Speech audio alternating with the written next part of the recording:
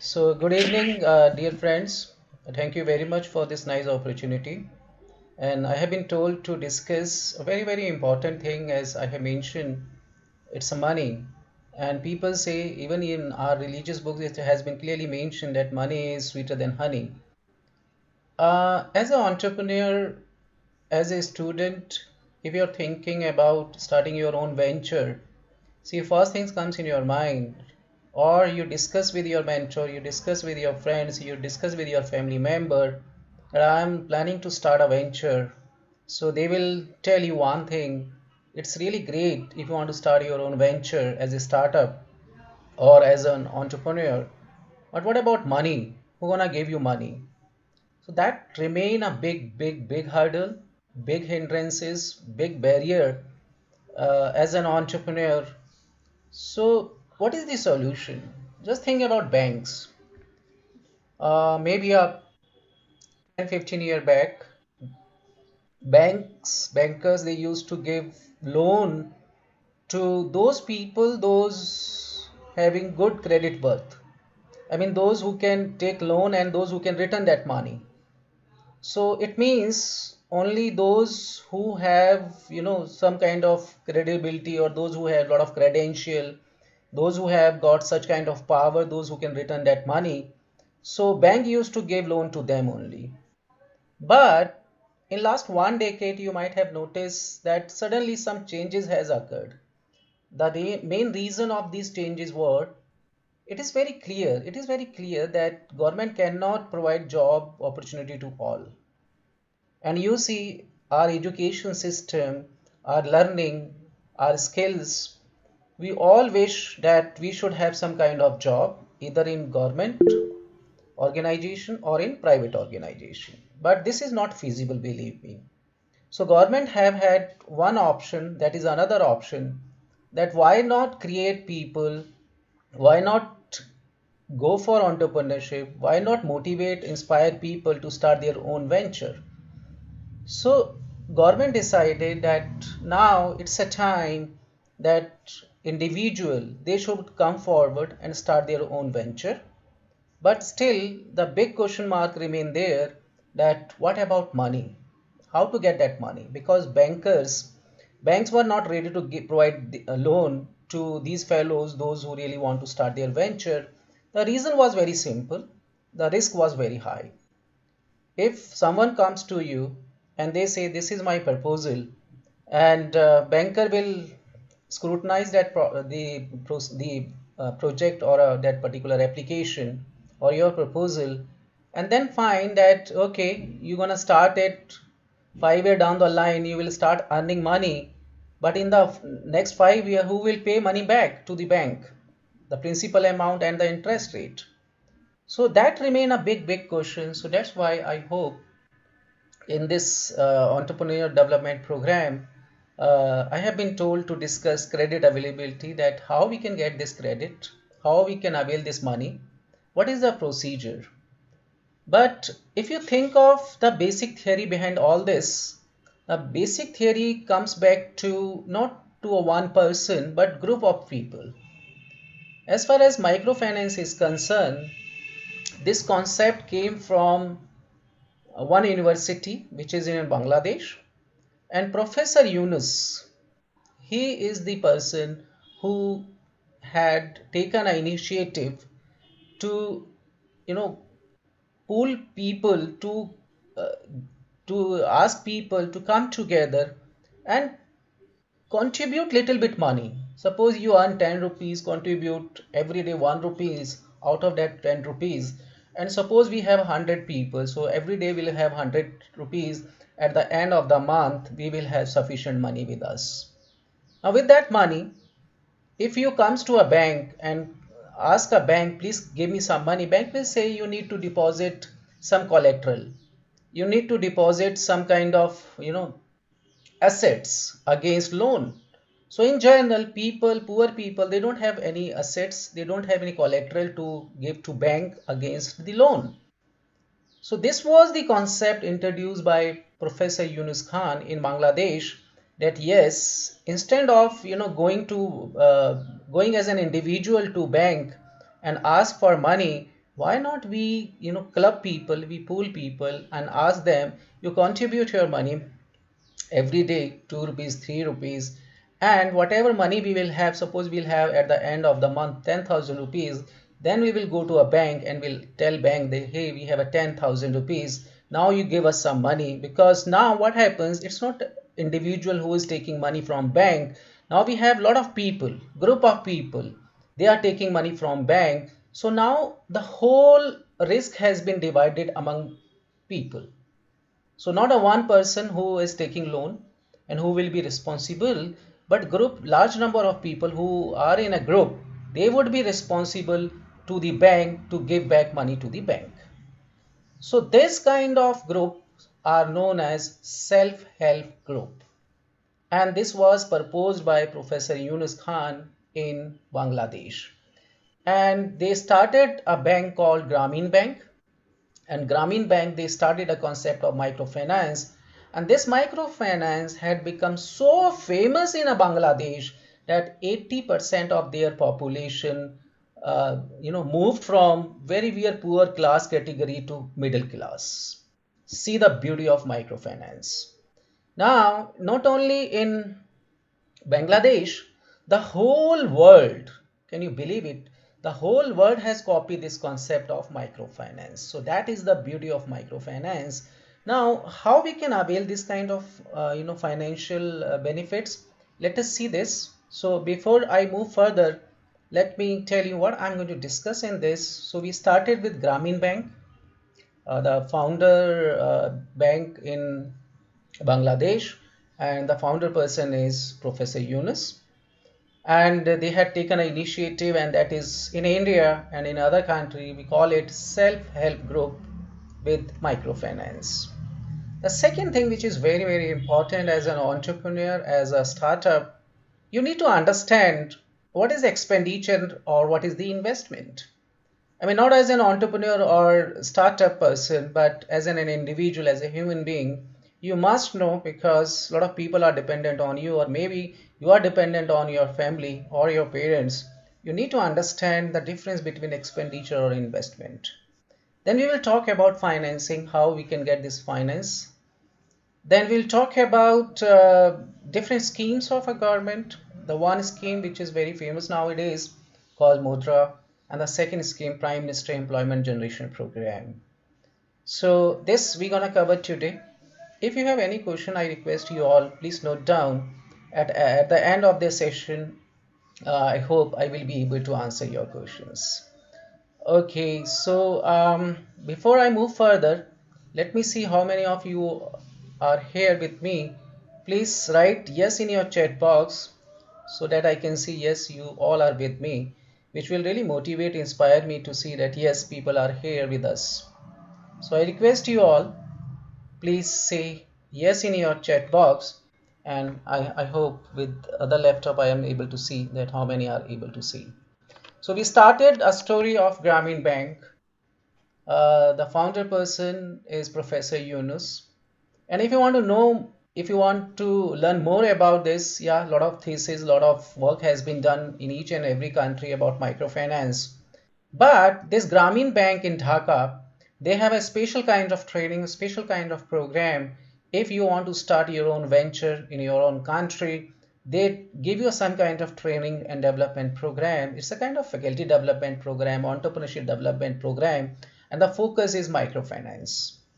So as I told you earlier that basically who were eligible to get loan from bank, it used to be a rich people, because rich people had kind of assets or collateral, and the bank used to rely upon rich people because they will be able to pay back principal amount and interest. What about poor people? They were not eligible as such to take money, or the bank were not able to give loan or extend credit to poor people. But thanks to last 15-20 years, things has changed. Government has recognized a very important need of a poor people. If they want to start their own venture, they would be needed some money. So now we have, because of Grameen Bank, because of this kind of government policy, we have self-help group. In India also we have a lot of self-help group, And the beauty of this self-help group is these all are organized by women.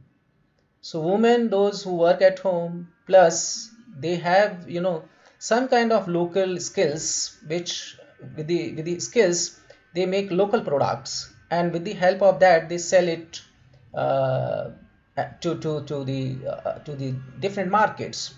So there have been a lot of example. One example I can quote here: you visit sometime whenever you get chance to visit Mathura and Vrindavan.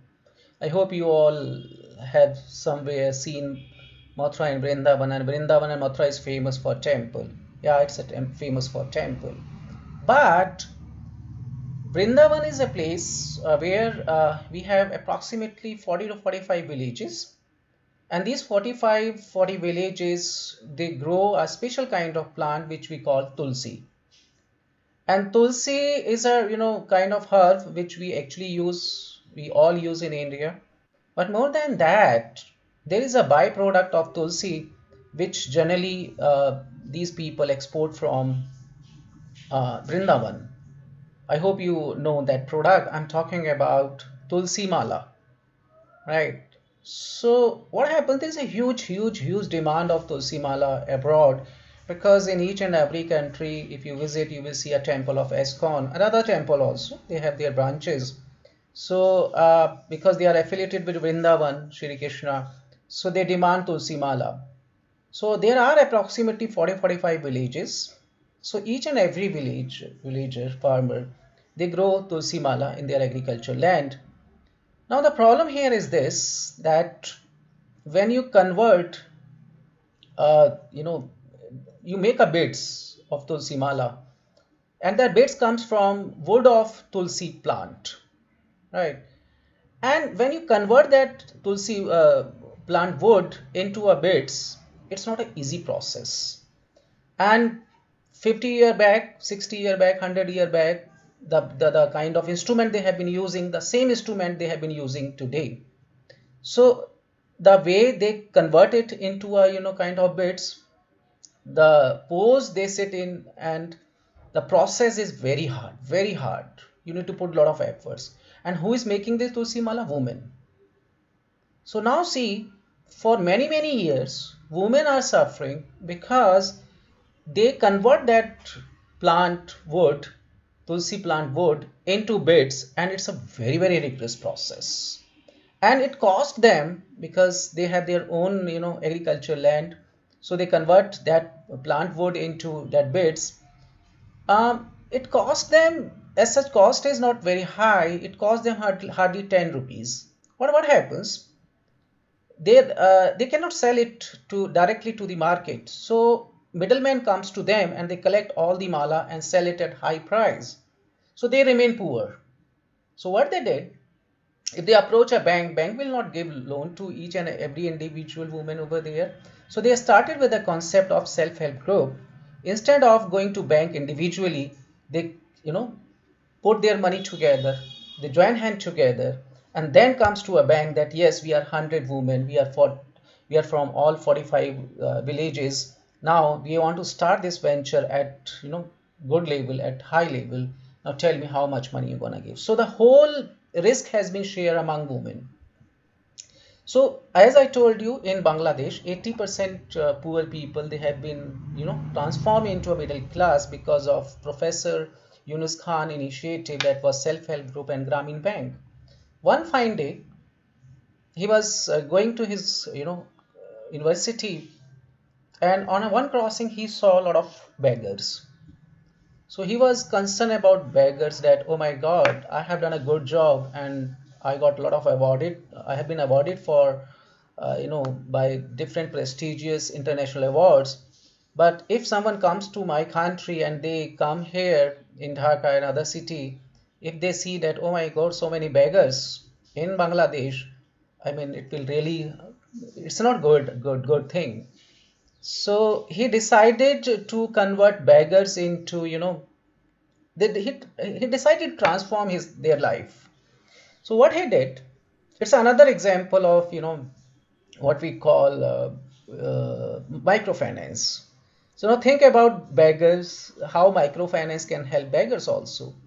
So he requested, beggars, and he discussed with them that what is your way of livelihood. So they say that, sir, we have fixed days to go to homes, different homes. For example, in India, you might have noticed every Saturday and Tuesday. These 2 days are very important.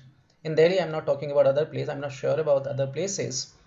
But Saturday and Tuesday is the 2 days, and other days when you have fixed beggars. They knock your door, right? And then you know that who has come to your place, and you give some money or some food, something like that. So in Bangladesh also they have had fixed days, fixed homes. So area wise, the whole colony, the homes has been divided among different beggars. Now what he did, he told them, see, I promise you, I will double your income. So beggars were very happy. How come you can double our income? So he told them, see, you have fixed, homes where you go on a different days in a week. So next time when you go, I gave you small item which cost 5 rupees, 2 rupees, 2 rupees toffee, 5 rupees parle ji.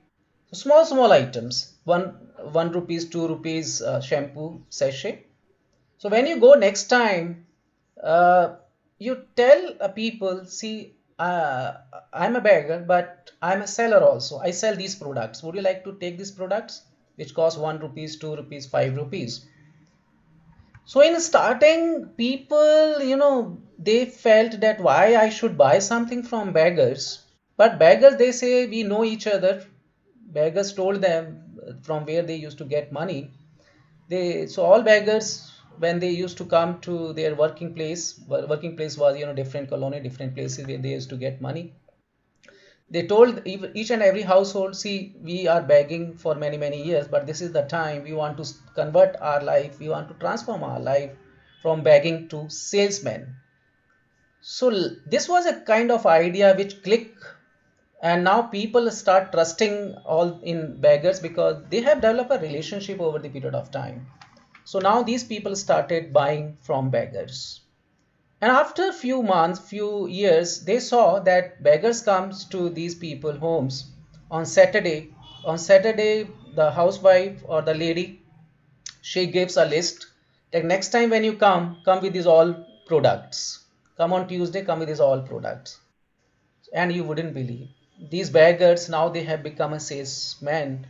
And if you comes to Dhaka, if you come to Bangladesh, I don't think approximately 90% of beggar has been converted into a salesman. So this is the beauty of microfinance. So there have been a lot of examples in India also, where poor people, like as I told you, Tulsi Mala from Brindavan has done a magic. Now next thing, when as an entrepreneur, it's absolutely fine that you would be needed money. But now tell me, would you like to go to bank uh, for money? If yes, it's a common practice. It has been a tradition that we approach a bank for money. But there is a huge risk. Suppose you're not doing good, then bank will come first to you and will say, hey, return my money because you're not performing well. No matter what kind of condition you have been into after taking loan, but it would be your moral responsibility, it would be your legal responsibility to return money to the bank. If you are earning profit or not earning profit, that's your problem. So your enemy when you start your venture would be a bank, because bank would always be ready to take money from you. So make sure don't go to bank to take money. Now what you should do, before you go to a bank, we will discuss that also, what is the solution. uh, what you need to do, the best alternative could be, instead of going to bank, you have your own credential, you have your, some kind of self respect, you have some kind of, over the period of time, people trust you, people believe in you. These people may be your family members, parents, relatives, friends. So you discuss this idea with your friends, family member or parents, that I am interested in this particular venture. Would you like to help me? So sometimes you have some little bit money with you also. I have seen a lot of people, they pass out from our institution, work for 2 years, leave that job from MNCs, Now they got a sufficient money. Now they invest that money in a small startup or they become an entrepreneur. So instead of going to or approaching to bank, why not have some money from your family, from your parents or from your friends? Because you have good credibility, believe me. People trust you, right? And that you have gained because you are a trustworthy person. But here there is a dilemma. Just think about a very, very basic theoretical concept. Are you aware of the difference between expenditure and investment? Now, when you start your venture, make sure that either whatever expenditure you are making, whatever money you have, what is use of that money? That would be either go for as an expenditure or will go for investment. Now, if it is expenditure, you need to be conscious. You need to follow some caveat. And that's very important because expenditure remain expenditure. It's not going to help you at all. But in the case if it's an investment, then definitely it will give you return on your investment. Rate of return would be there. So always remember, you always will remain in a dilemma that should I invest this money or should I make this kind of expenditure? So always remember as an entrepreneur, because if you think of your parents, you come to your parents and ask for, you want to see money, you demand money to watch movie. So what would be their reply? They say, why you want to watch movie and we don't have money, right? Don't go to watch money movie. So because they understand it's an expenditure. Now you comes to your parents and tell them, see, I need books, give me some money. So without any if and but, without any hesitation, they will give you money because they understand if you buy a book, it would be a kind of investment. So learn from the basic concept from your family, that what is the expenditure and what is investment. Then definitely this concept will help you in your startup or entrepreneurship. Now, as I mentioned, that if you want to finance your business, I will not recommend to go to bank. But if it's a self-help group, if it is microfinance, yeah, you should go. You should see a lot of people and tell them, see, this is our area of interest, we have common interest, let us club hand together and approach a bank for self-help, as a self-help group for microfinance. Now, as I said that, I mean, approach bank is fine if bank is going to give you money, but bank would be the first who will come when you are in trouble to take all money back. The second thing is self, that you should have your own money. It should come from your own, some kind of job you have done. You have some pocket money. Ask parents that you are interested in this kind of venture. You talk to your friends, so they will help you. Definitely, they're gonna help you. Now, a new buzzword has emerged. People have been talking about another concept which is very common nowadays. It's called crowdfunding. The biggest crowdfunding which was there in US in 1975, one person who passed out from one school, and when he passed out, he was doing small work, and by chance he completed his graduation also. Now he was not sure that what he should do, but he saw at that time that a lot of people have been into a lot of psychological issues. The psychological issue were basically because one issue was because of a lot of people in US, especially male members, they were losing their hairs, right? So when you start losing your hairs, what happens? You feel bad. You start losing your confidence. So this was a kind of psychological issue, psychological problem which was emerging in US. It was a kind of problem. I mean, a lot of people were suffering from this issue that they have been losing their hairs. So this boy, he saw this problem as an opportunity. So people pain become your gain. People pain become your opportunity. So from this pain, which was a kind of psychological pain among the people in US, motivated this individual to find out some solution. What was the solution? Artificial hair. That was not also working. So he's decided to find out, some kind of razor which will clean shave your head. And when you clean shave your head, you will see, you know you become more beautiful. So this concept arises, but there was a big issue. When you shave your face, it's very, clean. I mean, there is no terrain as such. It's very smooth. But if you use same razor on your head, you will get a lot of cuts, right? So a lot of injury on your head. So this was kind of opportunity he saw, and then he wanted to have some kind of soccer system on that razor. Because what happens when you see a car is moving, car, and whenever any bumps comes, so car will have some kind of suspension system, so it will take care of that kind of bumps. So he decided, he approached one auto car company, that I had this razor, could you help me, can you make a small, very tiny kind of suspension system for my razor, because whenever I use on my head, I get a lot of cuts, so a lot of injury. If you can make a such kind of suspension system, it will take all kind of issue on my head, because this terrain is not flat or not smooth. So in starting, auto company was in problem, because they never saw this kind of, they never made this kind of suspension. They were making big suspension for cars, but they tried, they decided to help this boy. And finally they came with a small kind of, very small kind of suspension system for razor. And then finally he came with a prototype razor which you can use on your head. Now the problem was this: he invested his all money, so little bit money, to make that prototype. How to commercialize it? So one fine day, he thought that let me make 10, 15 product.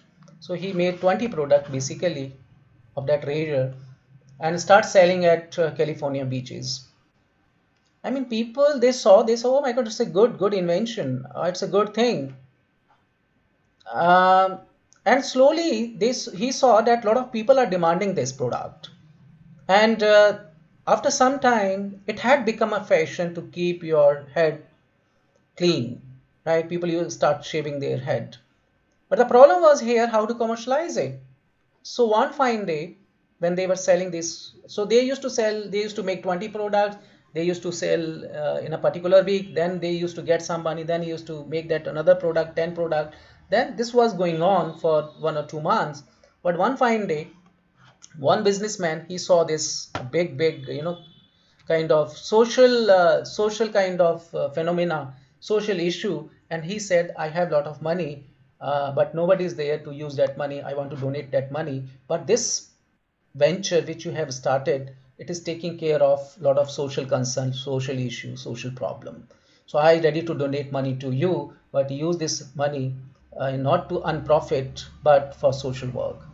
So this boy, he used that money, and now he has supplied this razor in US at very nominal price. And a lot of people, those who were in, some kind of psychological issue because of losing hair, it brought some kind of confidence. Now, if you come to US, you will see a lot of people with clean shaved head, and now it has become a fashion. So that is kind of, that was the kind of crowdfunding. At that time we were not having Facebook or this kind of social media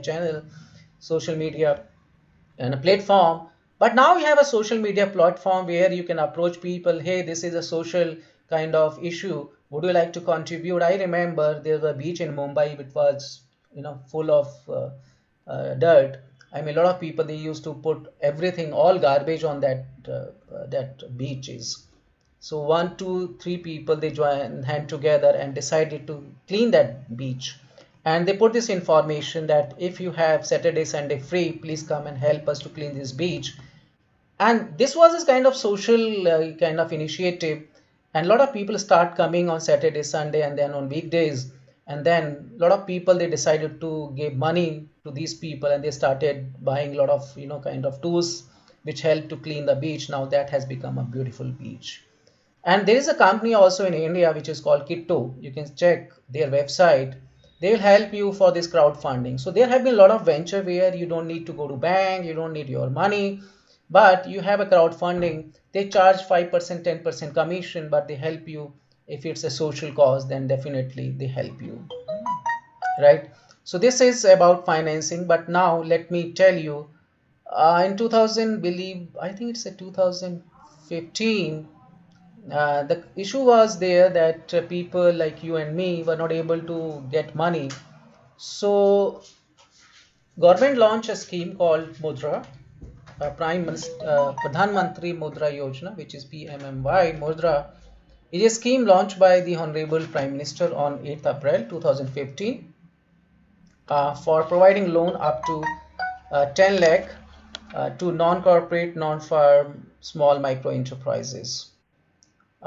These loans are classified as Mudra loan under Prime Minister Mudra Yojana.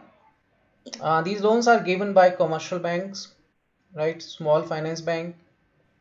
So MFIs, NBFCs. The borrowers can approach any of these lending institution, and you can apply here. You can see www.udya Udyam Mitra.in. So this is the website. You can check on this website, and you don't need to go to any place. You online you can approach. And the beauty of this loan is that you don't need to show any assets, because generally when you comes to a bank asks, do you have some money which make me sure that if you're not doing well, then we will take that money, we will cover our loan from your amount which you have in terms of assets. So that is called collateral. So you don't need to give any collateral, right? So anyone can approach bank, and this is mandatory for bank to disburse money. So here, see, two things are helping you. One, that bank manager, they have a lot of pressure to disburse this loan money. Second, as an individual, if you feel you got some kind of skills and you want to start your own venture as an entrepreneur, you comes to a bank will definitely give you money without any if and but. If you have good proposal, if you have little bit idea about it, then what happens?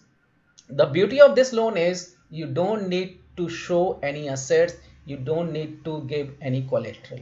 That was the main concern. So under Pradhan Mantri Mudra Yojana, under the aegis of PMMY, Mudra has created three products.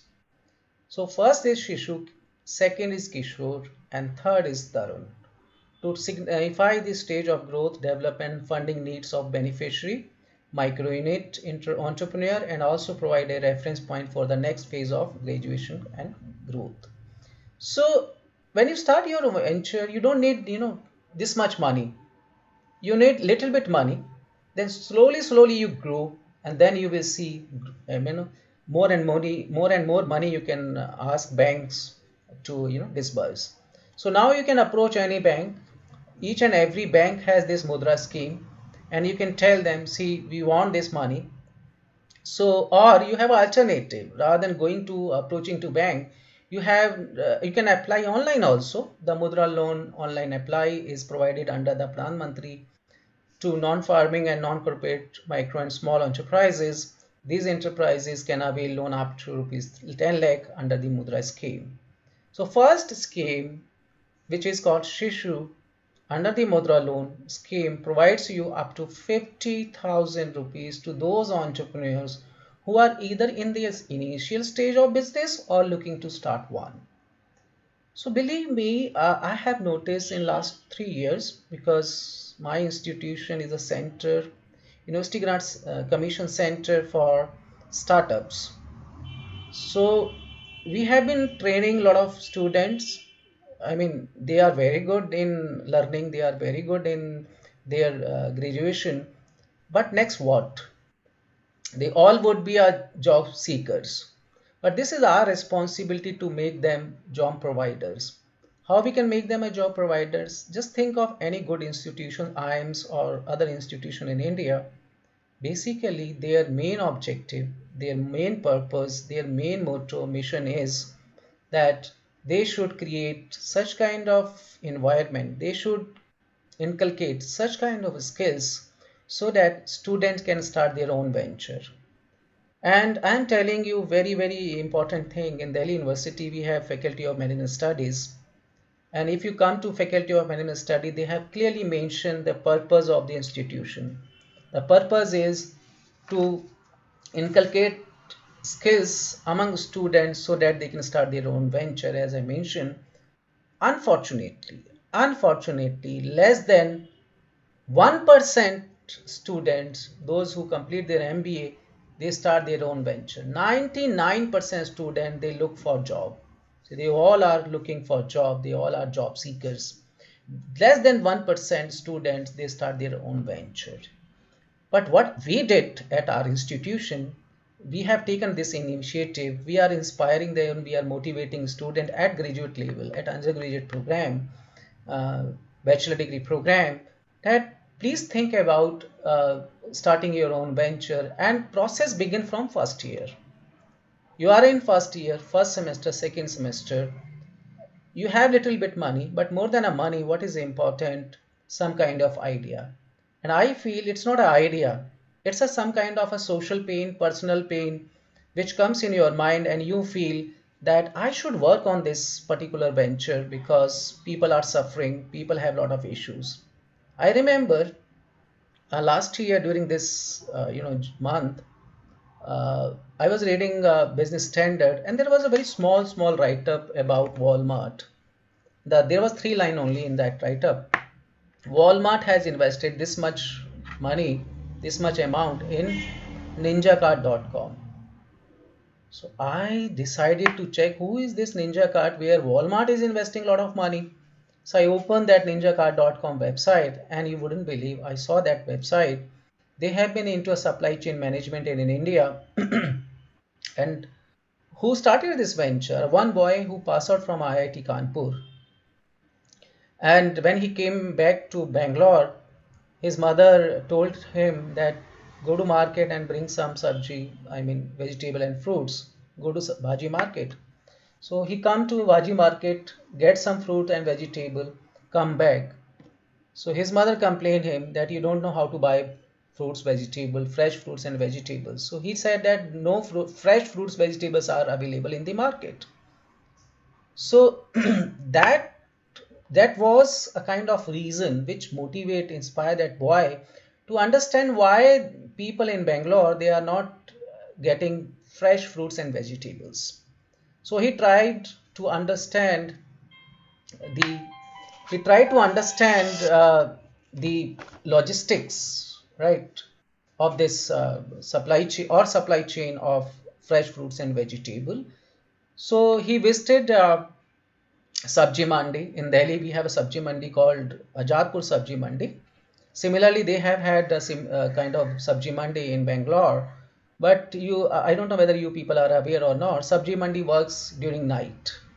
During daytime, they don't work because trucks are supposed to enter into city during night time. So he used to go every night, used to stay every night there to understand the nitty-gritty, the know-how, everything about that business. And one fine day after 3 months, he decided to start his own venture.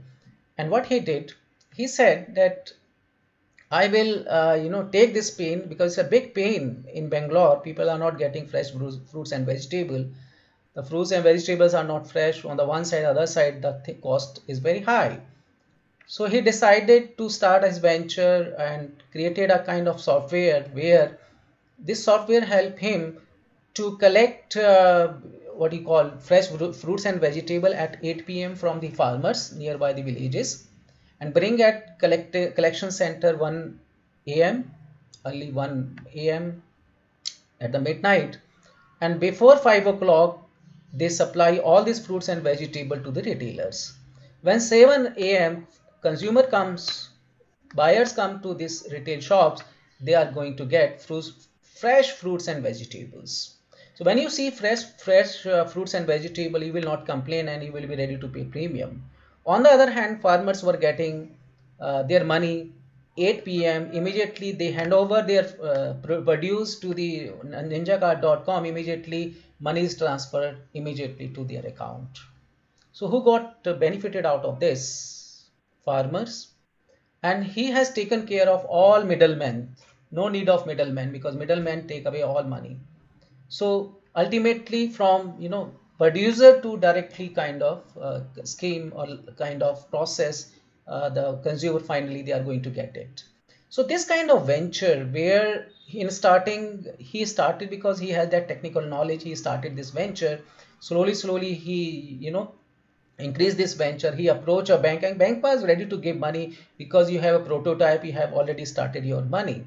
I remember a lot of cases in my own institution also, where a student, they have taken an initiative, and what they do, they see a gap in or gap in the sense that there is some gap which nobody is ready to fill out. For example, one of my student, Akarshi Gupta, she saw that there is a huge gap in the sense that when we want to advertise your brand, your products, right, you approach social media, uh, you use social media marketing, but the cost is very high. You use search engine SEO, or you go for YouTube marketing, you go for any social media marketing, the cost is very high. And you would not like to target your product to the whole world or to the whole India. So she decided to launch a small kind of website, small kind of software. With that software, what she did, she said that we will charge 90% less than the YouTube or the social media marketing platform. And at the cost of 10%, she start marketing of these brands, these events, right? And she saw that there is a huge demand. There is a category, those who cannot afford too much money on social media marketing, but they have little bit money to spend on on marketing their products, marketing their brands.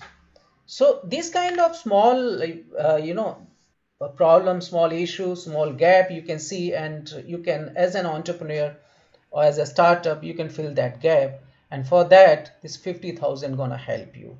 Now you started your own venture. Now you feel that, okay, I need more money. Then you can approach again to the bank under the Kishore Mudra loan, and they offer you up to 5 lakh.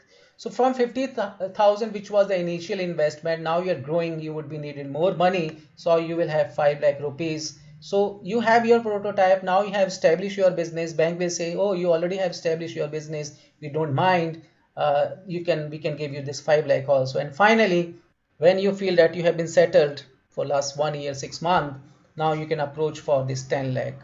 So slowly you start your own venture with 50,000, then 5 lakh, and then 10 lakh. And I believe now, if bank believe in you, you have good kind of interaction with the bank, good relationship you have developed in the bank under this Tarun scheme or other Shishu scheme, then you will develop a repo, and bank will not mind to give you money. So this is a one kind of facility scheme by Government of India under Mudra, where you can avail loan when you start your own venture at very initial level, right? So we have 5 more minutes to go. Let me cover one more scheme. This was a Prime Minister Employment Generation Program, under which basically it started long time back in 2008, and they collaborated with State Khadi Board and District Industry Center of State Government, right? So this was basically to promote rural kind of entrepreneurship, right? And they have been providing some kind of skill also, some kind of training program also, and development program also. And they have been collaborating with these the three kind of corporation commission or board: Khadi and Village Industrial Commission, Khadi and Village Industrial Board, District Industrial Center of State Government. I don't know whether you people are aware of not, but this is another kind of financial assistance. The assistance would be for manufacturing industry up to 25 lakh, and for service industry up to 10 lakh. So if you feel your business is somewhere in rural area, so definitely it's gonna help you. You will have another opportunity to avail this money. that would be in terms of 10 lakh. If you want to start in service industry, if you want to start in manufacturing, it would be 25. Now, basically, as I mentioned, as I have mentioned, I have taken one example of Brindavan where artisan they use this. There have been a lot of examples in India where you will see uh, the local villages, local community, they are very good because they have been producing a particular product for many years, for many generations. They have been into that business. Now, how to help them? Because their first need would be money if they want to grow, or they want to develop their own business at high level, so they needed money. So this will really help to these people because it actually generate employment in the sense that now you have a kind of opportunity, you starting your venture, and now you will provide employment to others, right? So it's a kind of employment opportunity. Beside that, it's at local level, which really help in sustainability of the environment, sustainability of the employment, and it help in keeping forward your tradition. So the main target was artisan at rural areas, and especially you those who are unemployed, and the main objective was for their better livelihood. And so you go to any city, any town, you will see local, for example, in Agra, it's leather business, shoe business. In Brindavan, as I mentioned, it's the Tulsi Mala. So you go to any city, you will see a local label. I remember another case of, I hope you understand Fav India. The Fav India was the venture which basically started in Chandgipur in Madhya Pradesh, where one particular community have been coloring the string for many generations. Just think of a generation, many generation. One particular community have been coloring that strings, and there was no development for many years. The reason was they were very good. They had this art, but middlemen, they were not allowing, they didn't allow outside people to enter into that community and help this community. And you wouldn't believe who helped them, United Nations. United Nations saw this big issue that for many generations, these people remain poor. They have been suffering from this issue that they don't have money to grow. And the middleman or the agent, they take all the benefits. So they decided to help these people, and they started a concept of called self-help group. And finally, they came out a venture called Fab India. And now I hope you understand the Fab India. It's not only in fabric, not in clothing, but more than that, they have been started a lot of other products also. So that is the excellent case of microfinance, where you see a local community, local people, if they have been good in particular art, particular product, so definitely these kind of schemes, this kind of scheme, they help these local rural people. We have in our institution adopted 5 villages. The district is Bulandshahr, and there is a small city called Khurja. And I hope you know Khurja is famous for ceramic products. Now, when I visit these 5 villages, every year I visit these villages for 10 days, and I make some kind of survey over there what they need. So in my first survey, I observe if you tell them that you are going to provide them some medical facilities, so they will say no, they are not interested in medical facilities. You tell them that we will provide you good education for your children, so they will say okay, it's fine, our children are fine, we are not interested in much education. So then you think of some kind of issue over there. They will say we don't have any problem, but what we need employment. Can you provide some kind of employment opportunity to all of us? Because if we will have employment, we will be able to earn money. If we will able to earn money, definitely it will help our son or daughter. We will be able to send them to school. But before that, we need money. Without money, we cannot think of sending our children to schools. We cannot think about medical facility until unless we have some kind of livelihood sources. So I approach the institution in Khurja that you have been into ceramic work. can you take this kind of, kind of machinery or this kind of training program to these 5 villages? And they have been working on this, and we have been trying to provide them some kind of skills so that in future they will be involved in ceramic work production or in some other work. So here, when you think of our rural area, when you think of rural employment, it's not about, agriculture only, but how to use this agriculture products, or how to make byproducts of agriculture products. That is the essential, or that is important today, that we need to think beyond that traditional way of doing business in rural area. So here you can see eligibility. Who is the eligible? Individuals, self-help group of below poverty line, charitable trust institution under Society Act. So these poor people, they are eligible to avail this loan. And the age category, as I have mentioned here, it's 18 years, because after 18 years you can sign a contract.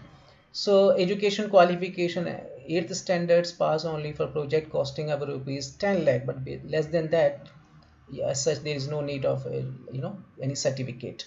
And under this, they will provide training also, assistance also, technical know also, right? So this is a very nice schemes, Mudra and this Pradhan Mantri schemes. I'm not going much in detail. I will share this with you. I hope this schemes will help you. If you think of rural, if you think of urban, in your institution, in school, in your college, these schemes will definitely help you, right? So I request you again, if you want to go to bank, you are most welcome, you come to bank. But you go for this Mudra Yojana that is available now. But more than that, just think of your own credential, just think of your trustworthiness.